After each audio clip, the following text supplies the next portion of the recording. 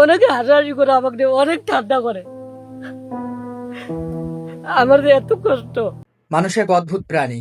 দুদিন আগেও যে মানুষটাকে নিয়ে সবাই ট্রল করতেছিল, হাসি তামাশা করতেছিল, যার কথার জড়তা নিয়ে অনেকেই বাজে কমেন্ট করতেছিল, তারাই এখন কত সব বয়ান, তাকে নিয়ে কত পরামর্শদায়ক কথা। মানে এগুলো দেখলে খুব হাসি লাগে, খুব মজা লাগে আমার। একটা মানুষের কয়টা রূপ হইতে পারে? যাই হোক, যদি তাজুল ভাইয়ের কাছে এই ভিডিওটা যায়, আপনাকে বলি ভাই, আপনি আপনার পথে চলতে থাকুন, আপনার মতো করে চলতে থাকুন। তবে মানুষ চাইলে সবকিছু সম্ভব। আপনি আপনার কথায় একটু জড়তা ছাড়া আর সবকিছু ঠিক আছে।